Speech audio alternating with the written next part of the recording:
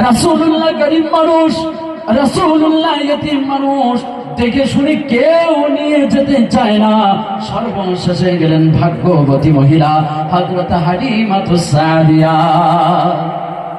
রাসূলুল্লাহের দাদা Abdul Muttalib বলছেন, এই ঘরের মধ্যে একটা বাচ্চা আছে, এতিম বাচ্চা আছে, অসহায় বাচ্চা আছে। ওদিকের কথাটা কিন্তু খেয়াল রাখবেন। আল্লাহর হাবিব বলেছেন, যদি কোনো ব্যক্তি ঋণ রাখা অথবা অসহায় সন্তানাদি পরিবার রাখা মারা যায়, তাদের অবস্থা কি হবে? এই কথাটা স্মরণ না রাখলে এই কথাগুলো ভালোভাবে বুঝে আসবে না। এই ঘরের মধ্যে একটা ইয়তীম বাচ্চা আছে, অসহায় বাচ্চা আছে, বেশি পয়সা করে দিতে পারবো না, দয়া করে নিয়ে যেতে পারো। হযরত হালিমাতুস সাদিয়া স্বামীর সঙ্গে পরামর্শ করলেন, কি করা যাবে? পরামর্শ করার পরে তিনি বলছেন, সন্তানটা দেখতে যদি সুন্দর হয়, ভালো যদি লাগে, তাহলে গেলে নিয়ে যাব। একেবারে খালি হাতে ফিরে যাওয়ার চাইতে তো ভালো, আমরা বাংলায় বলে থাকি, নিমার থেকে কানামা অনেক ভালো, ঠিক কিনা? তাই হযরত হালিমাতুস সাদিয়া বলছেন, সন্তানটা যদি দেখতে সুন্দর হয়, মন যদি চাই, ভালো যদি লাগে, তাহলে সন্তানটারে নিয়ে যাব। একেবারে খালি হাতে ফিরে যাওয়ার চাইতে তো ভালো। হযরত হালিমাতুস সাদিয়া, ইতিহাসের বর্ণনা, ইতিহাসের মধ্যে লেখা হয়েছে, হযরত হালিমাতুস সাদিয়া বলছেন, এরপর যখন আমি হযরত আমিনার কক্ষের মধ্যে, তার কুঠরির মধ্যে প্রবেশ করলাম, কুঠরির মধ্যে প্রবেশ করার পর আমিনার কোণ থেকে যখন আমি শিশু মুহাম্মদকে আমার কোলে তুলে নিলাম, আমি হালিমাতুস সাদিয়া, আমার মনে হলো আজকে আমার কোলে পূর্ণিমার রাতের চাঁদটি ধরা দিয়েছে। আর একটু আসতে হবে না? আর একটু আসতে হবে না? সুবহানাল্লাহ। পূর্ণিমার রাতের চাঁদটি আজ আমি হালিমাতুস সাদিয়া আমার কোলে ধরা দিয়েছি। ইতিহাসের মধ্যে লেখা হয়েছে, হযরত হালিমাতুস সাদিয়া, গল্প করছেন কেন? আমার গানকে শুনতে ভালো লাগছে না? ভালো লাগার পর, ভালো যদি না লাগে আমাকে সম্মান করতে হবে না।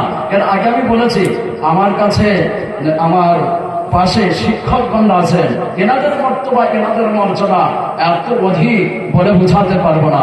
আল্লাহ রাসূল বলেছেন, খায়রুকুম মান তাআল্লামাল কুরআন ওয়া আল্লামা। হুজুর হাদিস তো এটা নাকি? খায়রুকুম মান তাআল্লামাল কুরআন, তোমাদের মধ্যে খায়রুকুম, খায়রুন শব্দের শাব্দিক অর্থ হচ্ছে উত্তম, ভালো। তোমাদের মধ্যে উত্তম ব্যক্তি হচ্ছে তারাই, তোমাদের মধ্যে ভালো ব্যক্তি হচ্ছে তারাই। আমার সম্মান করতে হবে না, আমি তো অযোগ্য, নালায়েক, গুনাহগার। অন্তত আমার শিক্ষকটি না হলেও আমি ওনাদের কাছে পড়িনি, কিন্তু আমার শিক্ষকের সাথীরা হবেন আমরা। শিক্ষকের সাথী মানে শিক্ষক, বুঝতে পারছেন না? ওনাদের সম্মান করে, আমার সম্মান করতে হবে।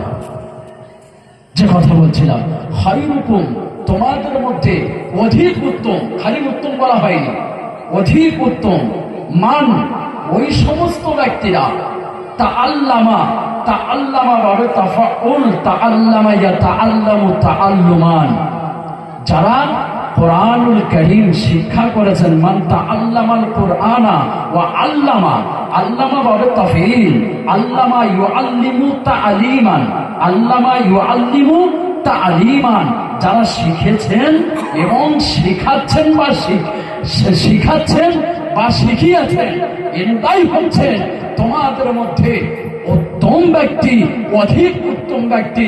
আর সেই সমস্ত বর্গেদের সামনে বসে আমরা হাসি আর কি করছি, কেমন বলেন তো? ব্যাপার বোঝাচ্ছ না? আমার কথায় ব্যথা পাবেন না, রাগ করবেন না। রাসূলুল্লাহের কাছে এক সময় ফেরেশতা এসেছিলেন ছাত্র হিসাবে, এসে রাসূলুল্লাহের পাশে বসে একটা একটা করে সওয়াল করছেন আর উত্তর নিচ্ছেন। সাহাবারা রাসূলুল্লাহের মাহফিলে যখন বসতেন, এমন ভাবে বসতেন যে ওনাদের মাথাতে যদি একটা পাখি এসে বসতো, পাখি টের পেত না যে এনারা নড়াচড়া করছে কি, ওনারাও বুঝতে পারতো না যে পাখি এসে বসেছে। কেমন ভাবে বসতেন, ঠিক না? হ্যাঁ, তাহলে আমরা যদি সাহাবাদের অনুসরণ না করে চলি, কোথায় ভাবা দরকার আছে না? নাই, এটা তো তিনি মাহফিল, এই মাহফিলের আদব বজায় রাখতে হবে কি হবে না? রাগ করবেন না আমার কথায়, যে কথা বলছিলাম। কারণ আপনারা যদি হাসাহাসি করেন, আমার তো আমি যে মৌসুম নিয়ে যে বিষয়গুলোর উপরে আমার আলোচনা চলছে, আমি একদিক থেকে আর একদিকে যাব, আমার আলোচনা যেটা আমার ব্রেনে আছে সেখান থেকে আমি অন্যদিকে চলে যাব। রাস্তায় ধরে নেন একটা রাস্তা আছে, এখানে এর পাশ থেকে একটা রাস্তা আছে, আমার ঢোসায় যাব, আমি সোজা রাস্তায় যাব, দেখা যাচ্ছে ওই রাস্তাটা জাম হয়ে গেছে, তাহলে আমার বেকা রাস্তায় যেতে হবে। বেকা রাস্তায় গেলে সময় বেশি লাগবে, বেশি লাগবে কি লাগবে না? তাহলে আমি সোজা রাস্তা থেকে বেকা রাস্তায় আমাকে কেন বেকাচ্ছেন? আমাকে ডিস্টার্ব করবেন না,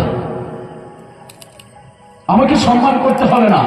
এই মজলিস, এই মাহফিল নবিয়ানা মজলিস, কিন্তু নবিয়ানা মাহফিল, ইনকার কেউ করতে পারবে না। আর এই মাহফিলে তো আমি গান করছি না, বাজনা করছি না, এখানে হাদিসের কথা আলোচনা হচ্ছে, কোরআনের কথা আলোচনা হচ্ছে। আমি ব্যক্তি, আমাকে সম্মান করতে হবে না। কোরআনকে সম্মান করেন, হাদিসকে সম্মান করেন। কোরআনকে সম্মান করলে আল্লাহ সম্মান করলেন, হাদিসকে সম্মান করলেন মানে আল্লাহ রসুলকে সম্মান করলেন, উলামাদের সম্মান করলেন মানে আল্লাহ রসুলের সম্মান করলেন। বিষয়টা বোঝা আসছে না আমার কথায়? এবারে সে জিজ্ঞাসা করলেও আমি তো, আমার তো সামনে আছেন আপনারা, না আমার নজরে পড়ছে, বুঝতে পারছো না? যে কথা বলছিলাম, মুসলমান ভাইরা আমার, আল্লাহর হাবিব হযরত হালিমাতুস সাদিয়া এরপর বলছেন, শিশু মুহাম্মদকে নিয়ে যখন আমি বাড়ির দিকে রওনা হলাম, যে গাধা আমার সকলের শেষে শেষে এসেছিল, সেই গাধা এখন সকলের আগে আগে চলে যায়।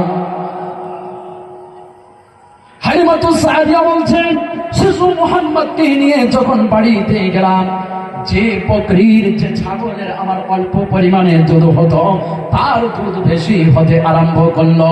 যে জমিনে আমার ফসল কম হতো, সে জমিনে ফসল বেশি হতে আরম্ভ করলো।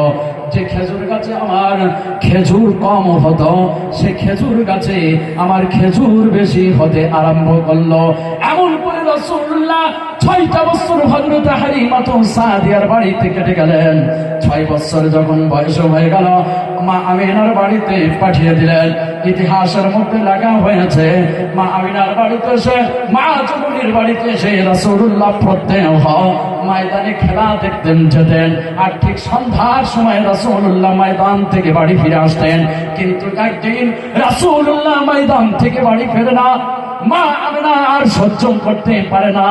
আপনার আমার একটা সন্তান যদি প্রতিদিন স্কুলে যায়, আর স্কুল থেকে ঠিক ধরে নেন আপনার 5টার সময় বাড়ি ফিরে আসে, 5টার সময় বাড়ি ফিরে আসে, একদিন 5টার সময় বাড়ি ফিরে আসে নাই, বলেন তো মাতা পিতা সহ্য করে থাকতে পারবে কি? থাকতে পারবে? মা আমিনা সহ্য করে থাকতে পারলেন না। আমার শিশু মুহাম্মদ কেন বাড়ি আসে নাই? চতুর্দিকে সন্ধ্যা হয়ে গেছে, চতুর্দিকে অন্ধকার হয়ে গেছে, চতুর্দিকে ধু ধু করছে, আমার মুহাম্মদ কেন বাড়িতে আসে নাই? মা আমিনা সহ্য করে আর থাকতে পারলেন না। গুটি গুটি পায়ে মা আমিনা পাহাড়িয়া পাদদেশের দিকে এগিয়ে গেলেন। সেখানে গিয়ে দেখেন চতুর্দিকে অন্ধকার হয়ে গেছে, চতুর্দিকে ধু ধু করছে, কোনো ছেলে ভুলে নাই। মা আমিনা আরো এগিয়ে গেলেন, গিয়ে দেখেন গুহার মধ্যে পাহাড়ের পাদদেশের মধ্যে বসে আমার আপনার নবী কান্না করে। মা আমিনা জিজ্ঞাসা করে, বাবারে কেন এখানে বসে একা কান্না করো? চতুর্দিকে অন্ধকার হয়ে গেছে, চতুর্দিকে সন্ধ্যা হয়ে গেছে, চতুর্দিকে আপনার ধু ধু করছে, কোনো ছেলে বলে নাই, তুমি কেন এখানে বসে একা একা কান্না করো? রাসূলুল্লাহ বলেন, ও মা জননী শোনো, ও মা জননী, কয়েকদিন যাবত আমি মুহাম্মদ এ ময়দানে খেলা দেখতে আসছি। প্রত্যহ সন্ধ্যার সময় আমি দেখি মুরব্বী শ্রেণীর কিছু মানুষেরা এখানে আসে, নিজ নিজ সন্তানের নাম ধরে ডাক দেয়। সন্তানেরা ছুটে গিয়ে আব্বুর কোলেতে লাফায় গিয়ে আব্বুর কোলেতে ওঠে, আর আব্বু চুম্বন করে তাদেরকে বাড়ি নিয়ে চলে যায়। আচ্ছা বলেন তো, এখানকার করিমউদ্দিন নামক ছেলে কলিকাতায় গিয়ে কাজ বাজ করে, এক সপ্তাহ পরেতে বাড়ি আসে। ওর একটা ছোট্ট সন্তান যদি বাড়িতে থাকে 6 বছর কিংবা 7 বছরের বাচ্চা, ওই বাচ্চাটা প্রত্যহ তাকিয়ে থাকে যে আমার আব্বু কখন বাড়িতে আসবে। একদিন দেখা গেল ওর আব্বু বাড়িতে আসছে, সন্তান অনেক দূর থেকে আব্বুকে দেখতে পেয়েছে। ওই সন্তান নিজের জায়গা আর দাঁড়িয়ে থাকতে পারে না, টিকে থাকতে পারে না। ওই সন্তানটা দৌড় দিয়ে আব্বুর কাছে এসে আব্বু আব্বু করে আব্বারে জড়াইয়ে ধরে কিনা ধরে, ঠিক জড়ায় ধরে। আব্বু ওই সন্তানটারে কত আদর করে কোলে তুলে নিয়ে চুম্বন করতে থাকে। আবার রাসূল এমন ইয়তীম ছিলেন, রাসূলুল্লাহ পিতার চুম্বন পেলেন না। রাসূলুল্লাহ বলেন, ও মা জননী, আমার পিতা কি দুনিয়াতে নাই? কয়েকদিন কেটে গেল, আমার তো কেউ এসে মুহাম্মদ বলে ডাক দিল না। আল্লাহ রাব্বুল আলামিন সূরা দুহার মধ্যে বললেন, আলাম ইয়াজিদিকা ইয়াতীমা ফাআওয়া। আল্লাহ রাব্বুল আলামিন বললেন, হাবিব আপনাকে আমি কি ইয়তীম অবস্থায় পাই নাই? আল্লাহ রাব্বুল আলামিন বললেন, হাবিব আপনাকে আমি ইয়তীম অবস্থায় পেয়েছি। ইয়তীম অবস্থায় পাওয়ার পর আপনাকে আমি আল্লাহ পাক আশ্রয় দিয়েছি। চিৎকার দিয়ে হবে না সুবহানাল্লাহ? এরপরের আয়াতে আল্লাহ রাব্বুল আলামিন বললেন, আলাম ইয়াজিদিকা ইয়াতীমা ফাআওয়া ওয়া ওয়াজাদাকা দাল্লা ফাহাদা। আল্লাহ রাব্বুল আলামিন বললেন, হাবিব আপনাকে আমি কি পথ হারা পাই নাই? এখানে দল্লান শব্দের শাব্দিক অর্থ কিন্তু পথহারা হয় না, গুমরাহ হয়। এখানে পথহারা করা হয়েছে। এইখানে যদি ওই আহলে হাদিসরা আমাদের ইমামদের তাকলিদ না করে, মানে কি হবেন বলেন তো?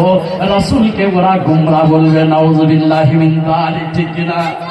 হ্যাঁ, আল্লাহ রাব্বুল আলামিন সূরা দুহার মধ্যে বললেন, আলাম ইয়াজিদিকা ইয়াতীমা ফাআওয়া ওয়া ওয়াজাদাকা দাল্লা ফাহাদা।